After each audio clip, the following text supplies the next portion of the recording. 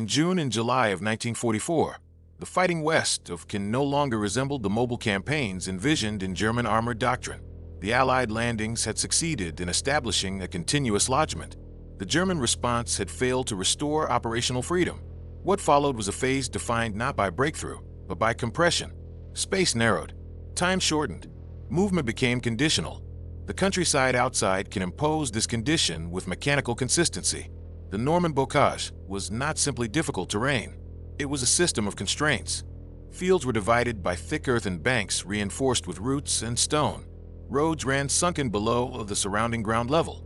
Visibility collapsed to short segments. Vehicles could not maneuver laterally without first breaking through obstacles that required time, engineers, and protection. For armored forces designed around flexibility and mutual support, the environment removed options before contact was made.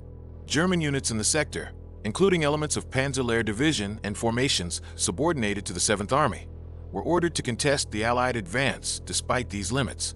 Their task was not decisive victory, but delay.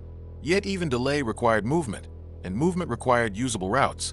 Every attempt to reposition armor depended on a narrow network of roads radiating from Caen toward the west and south. These routes became the true battlefield. German armor doctrine assumed that contact would occur in depth. Tanks would advance with infantry support, deploy into firing positions, maneuver against resistance, and withdraw or bypass obstacles as needed. Outside Caen, those assumptions failed at the first step. Columns could form, but they could not unfold. Once committed to a road, vehicles were fixed in sequence. Passing was impossible. Turning around required time and space that did not exist under fire. It was within this environment that Allied defensive planning departed from conventional expectations. The objective was not to establish a continuous line or dominate ground in the abstract. The objective was to control movement by exploiting geometry. Roads, bends, embankments, and intersections mattered more than terrain features marked on maps. What later drew criticism from German observers was the apparent improvised nature of Allied positioning. Gun placements did not always face directly down roads. Anti-tank weapons were sometimes angled across likely routes rather than aligned head-on. To a doctrinally trained eye, this appeared inefficient. Firepower was not maximized against frontal armor. Fields of fire seemed limited. Positions looked exposed. The criticism missed the point. These positions were not designed to destroy armor in open combat. They were designed to arrest it. A narrow lane outside Caen illustrates the logic. The road ran between high banks.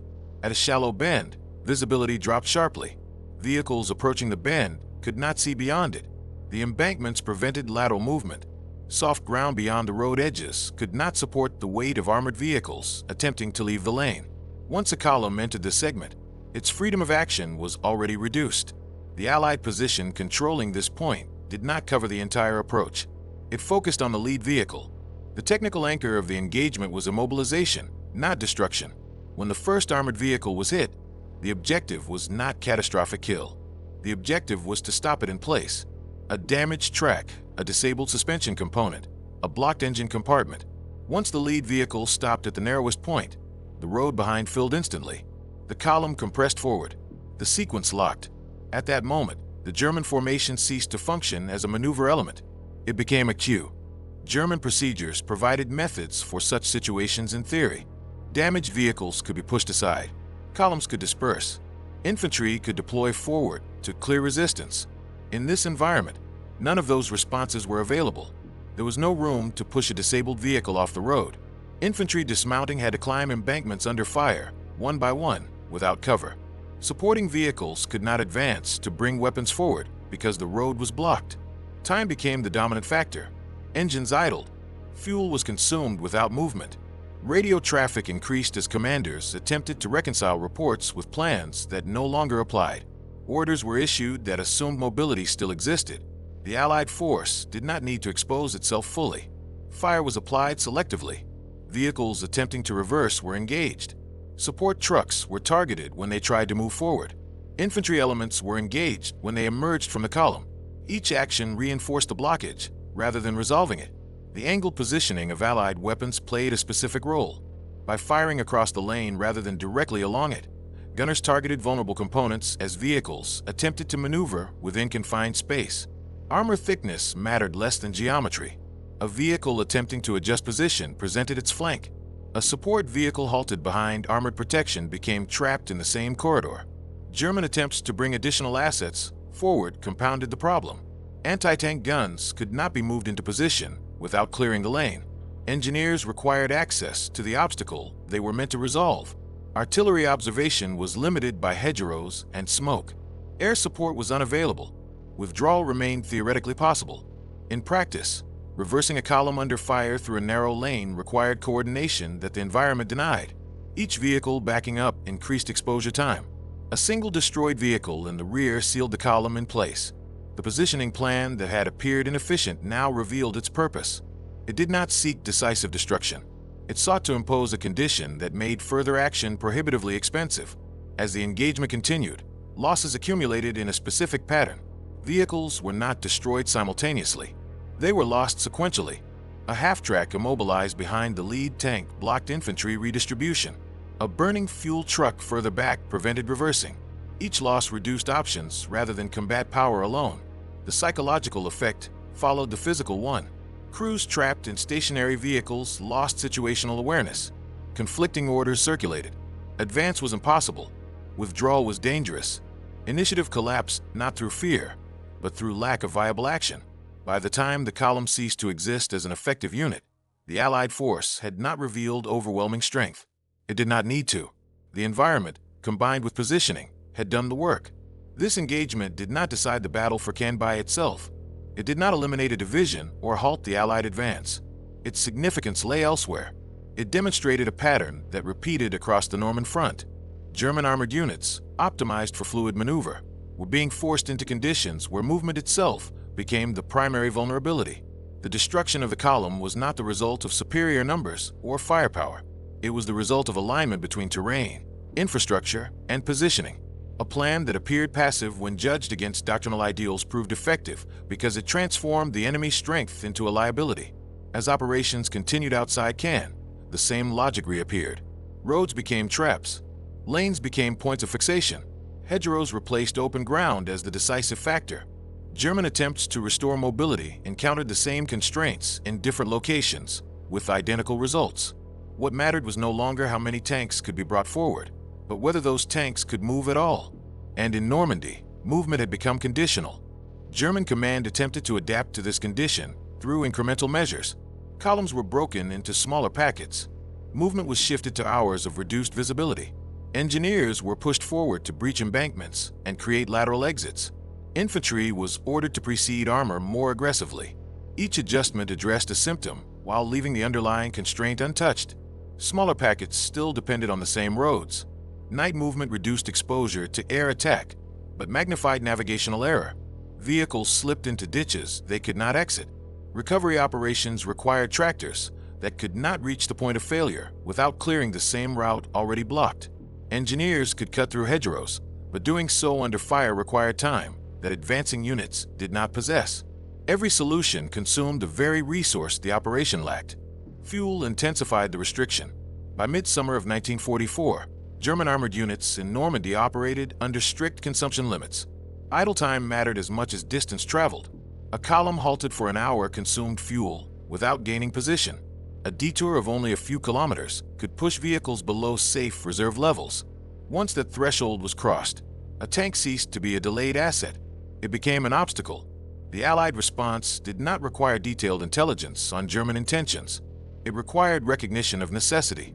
Heavy vehicles had to use certain routes. Support elements had to follow those routes. Recovery assets depended on the same corridors. Once identified, these dependencies formed a map of inevitability. Fire could be applied not where the enemy preferred to fight, but where it had no alternative but to move. This shifted the meaning of tactical success. A destroyed tank in open ground reduced combat power. A disabled tank in a sunken lane eliminated movement for everything behind it. The second effect was disproportionate. It did not degrade a unit gradually. It arrested it. German reports from the Caen sector increasingly reflected this reality. They described columns halted by single losses, units delayed for hours by vehicles that could not be recovered, infantry unable to deploy because armored vehicles blocked access. Each report treated the incident as local. Together, they described a systemic condition. The environment enforced repetition. Each time a column entered a confined sector, the the sequence replayed. Commitment to a narrow route, compression of vehicles, loss of flexibility, immobilization at a choke point, gradual destruction through exposure. The details varied. The outcome did not. As these engagements accumulated, operational tempo eroded. German armored formations could no longer choose when and where to engage. They reacted to contact rather than initiating it. Each reaction further reduced mobility, making subsequent movement even more constrained. The consequence was not immediate collapse, but progressive narrowing of options. Recovery assets lagged behind combat units. Maintenance cycles were disrupted. Crews improvised repairs with diminishing effectiveness. Vehicles that might have been recoverable earlier were abandoned because clearing them would have blocked the road entirely. Morale followed material condition. Crews understood when they were being ordered to move without realistic expectation of success. Fatigue accumulated. Confidence eroded. This was not panic. It was recognition that the system could no longer support the demands placed upon it.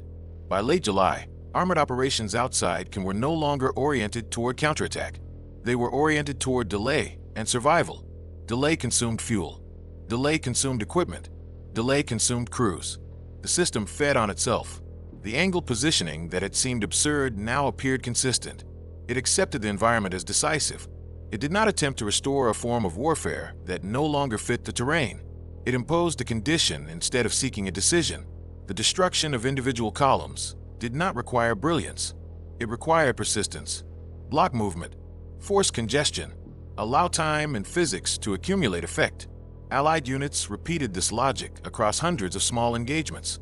The cumulative results shaped the campaign more decisively than any single clash. Outside Caen, armored warfare did not end in a dramatic breakthrough or encirclement. It eroded. Movement became episodic rather than continuous. Advances were measured in short displacements, followed by enforced pauses. Each pause degraded cohesion further.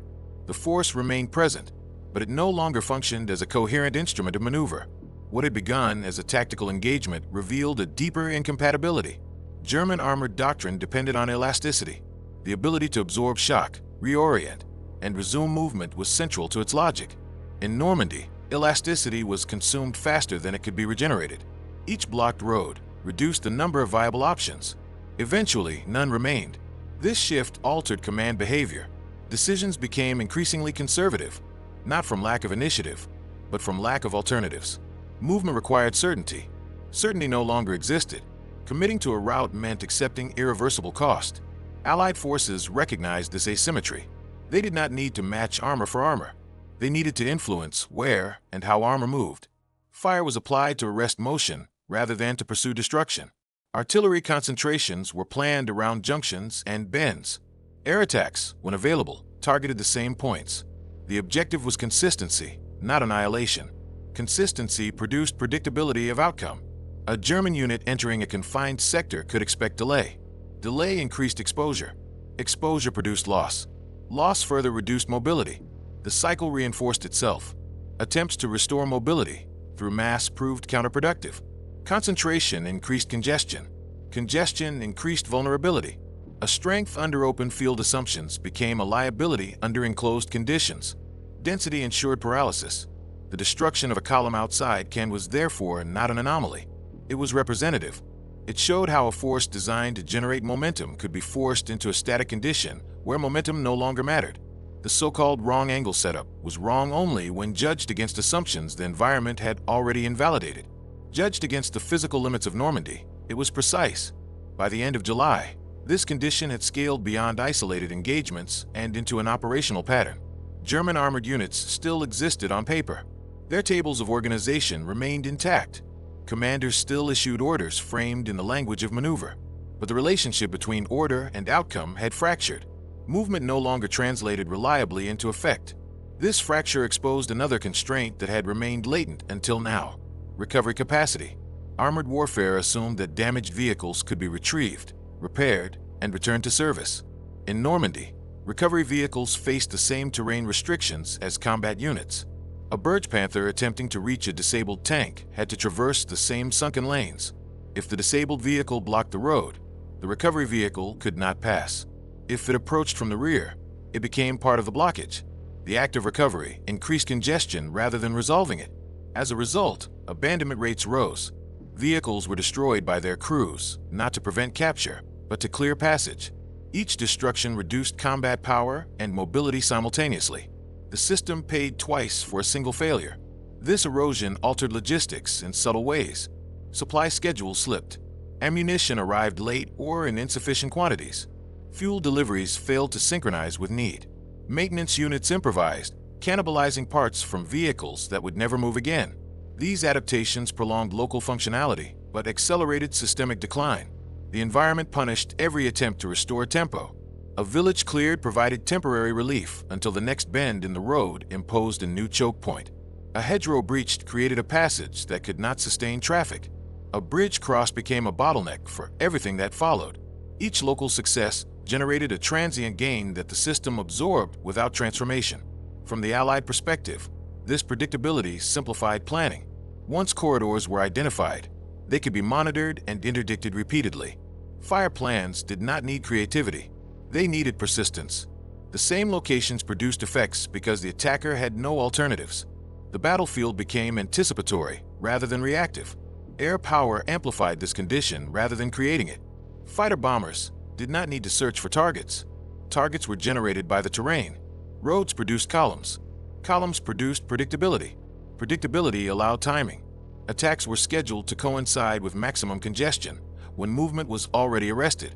German attempts to counter this dynamic followed a familiar progression. Night movement was increased to reduce air exposure. Darkness reduced visibility, but magnified navigation error. Vehicles slipped into ditches. Columns lost cohesion. Accidents multiplied. A single mistake at night could block a route until daylight, extending vulnerability instead of reducing it. Alternative routes were explored. Secondary roads lacked load capacity. Bridges collapsed under weights they were never designed to bear. Engineer resources were insufficient to compensate at scale. Temporary fixes consumed time the operation no longer possessed. Fuel shortages became structural. Consumption estimates assumed movement. Idle time invalidated them. Engines ran to maintain readiness. Cold nights increased burn rates. Once fuel fell below a critical level, vehicles ceased to be assets. They became fixed masses occupying space. At this stage, German armored formations no longer functioned as instruments of maneuver. They functioned as static elements awaiting opportunity that did not exist. Tactical engagements continued, but operational effect diminished. Losses accumulated without corresponding gain. This was not defeat through annihilation. It was defeat through immobility. The significance of this outcome extended beyond the Caen sector. It demonstrated a boundary condition for mechanized warfare. Speed, mass, and firepower were insufficient when the environment prevented their expression. Systems optimized for motion could be neutralized without decisive battle if motion itself was denied. The engagement outside Caen illustrated this principle in concentrated form. A single column destroyed along a confined road revealed a pattern that would repeat across the theater. The wrong angle setup was not a mistake. It was an adaptation to a reality in which movement had become conditional. As the campaign progressed, this condition hardened. German armored units could still fight. They could still inflict casualties. What they could no longer do was maneuver in a way that altered the trajectory of the campaign. At that point, the outcome no longer depended on individual engagements. It depended on endurance within limits that could not be lifted, and those limits had already been reached. What followed was not a sudden collapse, but a narrowing of possibility. Orders continued to circulate through German headquarters, framed in the vocabulary of initiative and counterstroke. Maps were updated. Unit boundaries were adjusted. Yet every adjustment assumed a degree of freedom that no longer existed on the ground. The system could still describe movement, but it could no longer produce it at scale. Another constraint now surfaced with clarity: command latency. Armored doctrine relied on short cycles between observation, decision, and execution. In Normandy, those cycles stretched. Reports arrived late, filtered through units delayed by congestion and broken routes. By the time an order reached a battalion, the conditions it addressed had often already changed. A road assumed open was blocked. A bridge marked passable had failed. A column believed to be moving was stationary and burning fuel. This mismatch did not create chaos. It created inertia. Decisions were made correctly, but too late to matter. The machinery of command continued to function, but out of phase with reality. At lower levels, commanders adapted pragmatically. They learned which lanes could carry weight and which could not. They memorized choke points. They anticipated delay as a constant rather than an exception. But adaptation at this scale could not restore coherence. It allowed survival within shrinking bounds, not recovery of momentum. The defending force required no comparable adaptation. Its task remained limited and stable. Deny movement. Fix the enemy where geometry removed alternatives. Fire plans did not change because the environment did not change. The same intersections, bends, and sunken approaches generated effects repeatedly. The defender expended effort to interrupt. The attacker expended effort to restore. The ratio was unsustainable. As August approached, the implications became unavoidable. German armored units planned movement in kilometers per day rather than hours.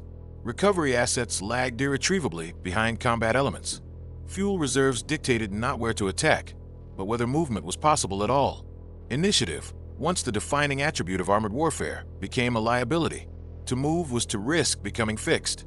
The destruction of the column outside was understood at the time as a tactical failure. In retrospect, it marked a transition.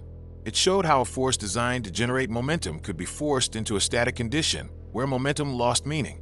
The environment had imposed a ceiling on action, and no increase in effort could raise it. This pattern repeated with mechanical regularity. Movement orders produced columns. Columns produced congestion.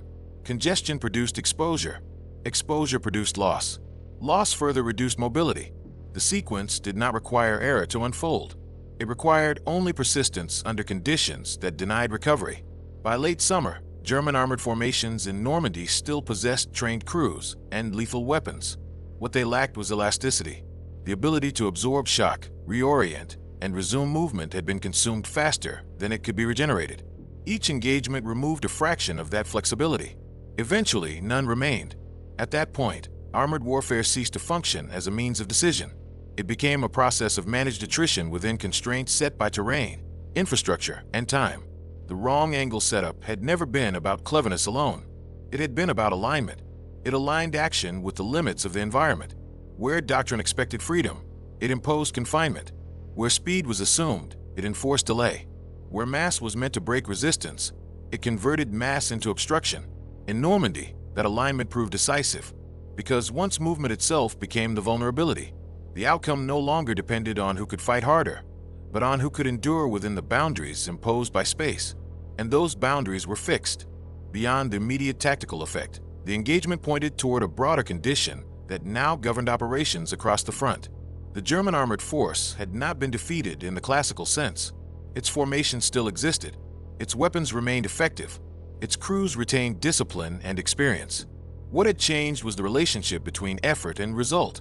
Action no longer produced proportionate effect.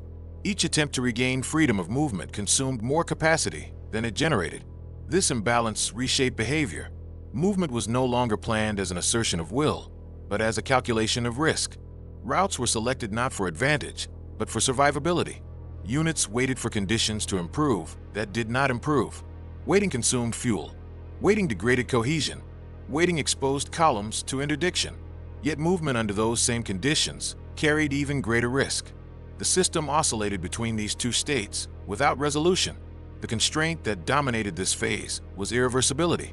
Decisions taken early in the campaign could not be undone. Vehicles abandoned because recovery was impossible did not return.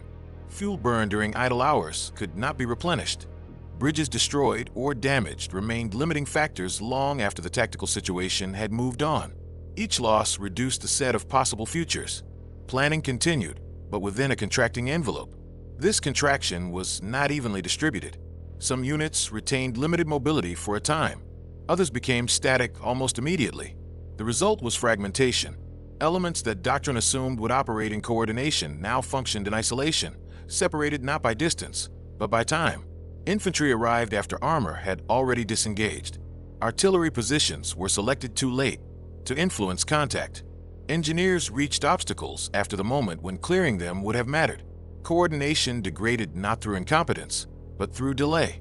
The defending force exploited this degradation without requiring detailed intelligence. It did not need to know the attacker's plans.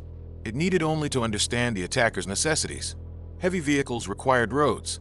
Roads required clearance. Clearance required time. Time created exposure. Fire applied at predictable points amplified delay. Delay multiplied loss. Air power, when conditions allowed, intensified this effect, but did not create it. Fighter bombers struck columns that were already fixed. Their presence transformed mobilization into destruction, but the decisive moment had occurred earlier, when movement had been arrested. Once a column could not disperse, its fate was largely determined. German attempts to compensate followed familiar patterns. Night movement increased. This reduced air exposure, but magnified navigation errors.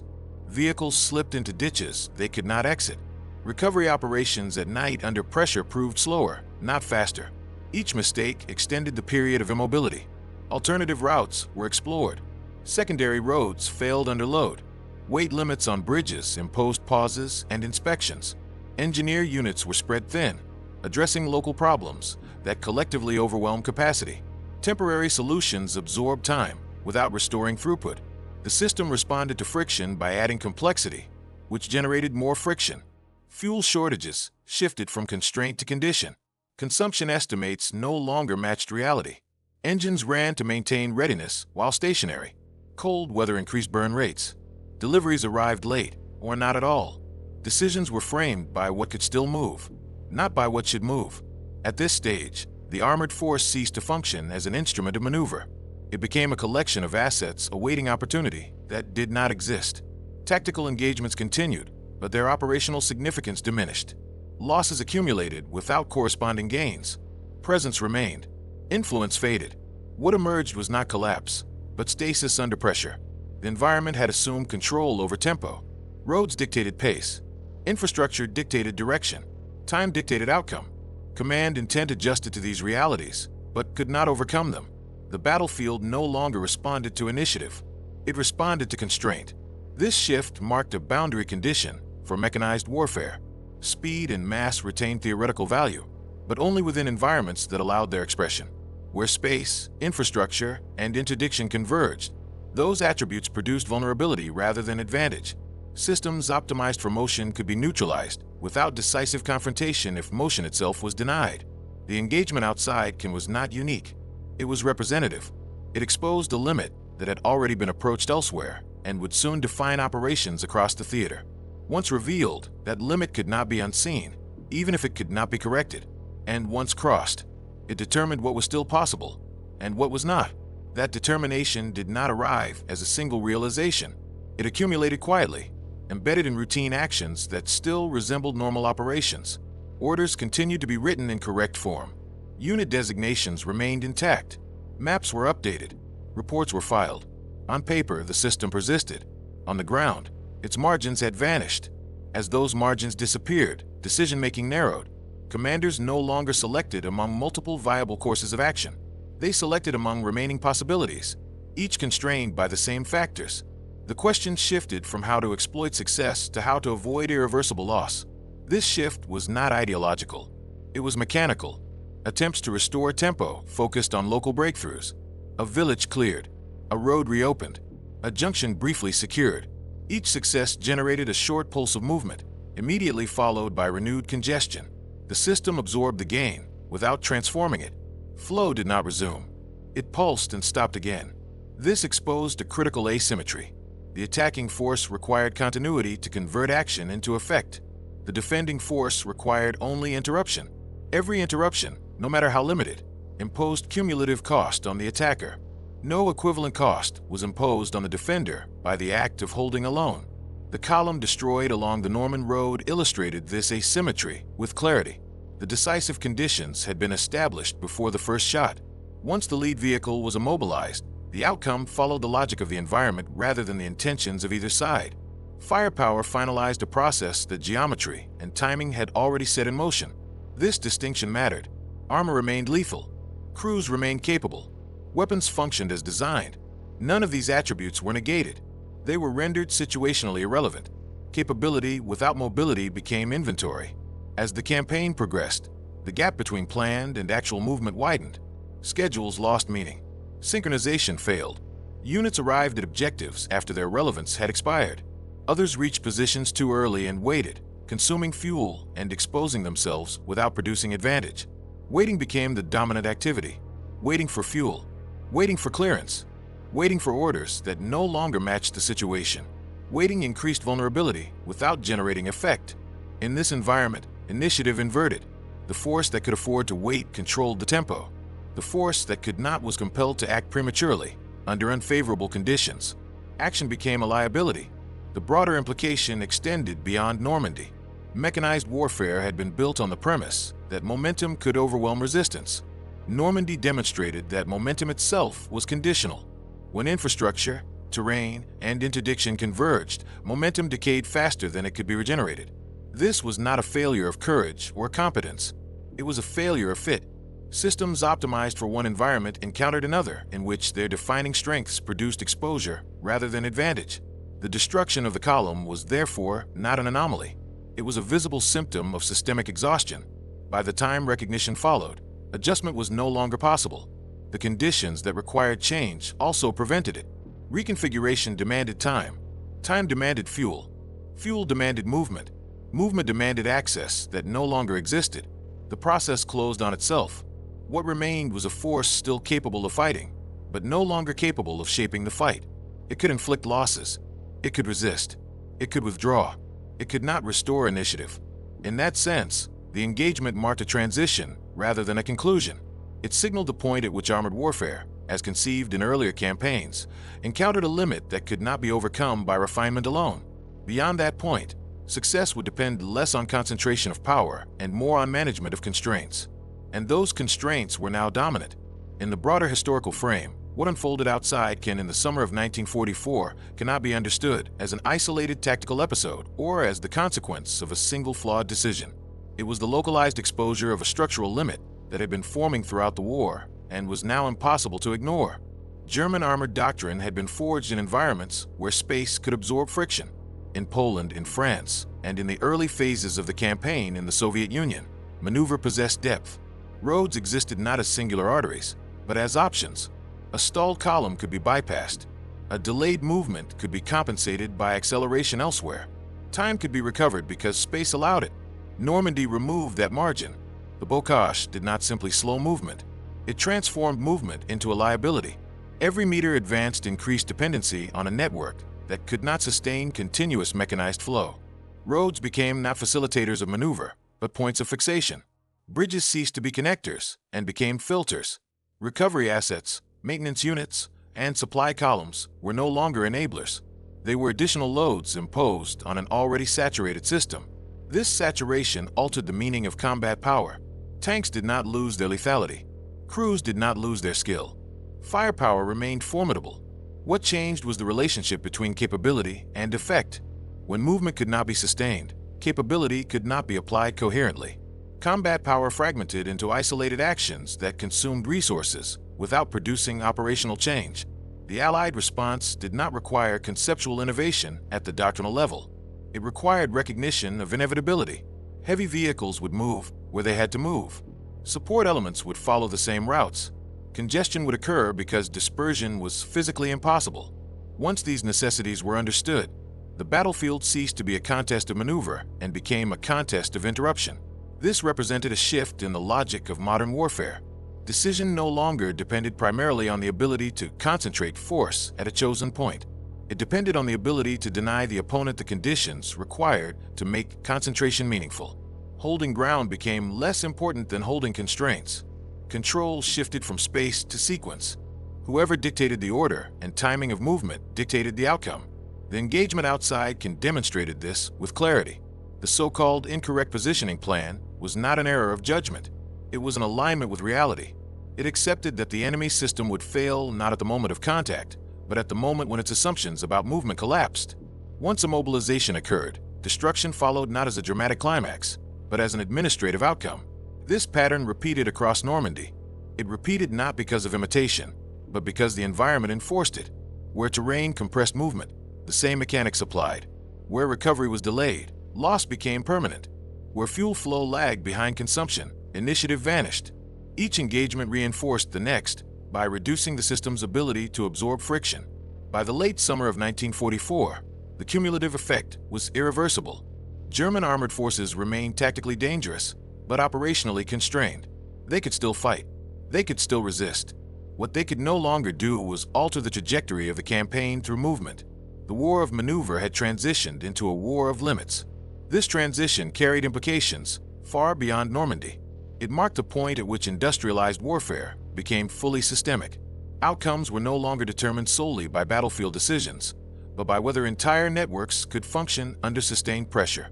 When those networks failed, no tactical brilliance could compensate. The destruction of the column outside did not decide the war. It revealed how the war was now being decided, not by decisive charges or sweeping advances, but by the quiet accumulation of constraints, by roads that could not carry more weight, by engines that burned fuel while standing still, by recovery units that could not reach the point of failure, by command cycles that lagged behind reality. In such a war, success belonged to the side that could remain functional within narrowing bounds.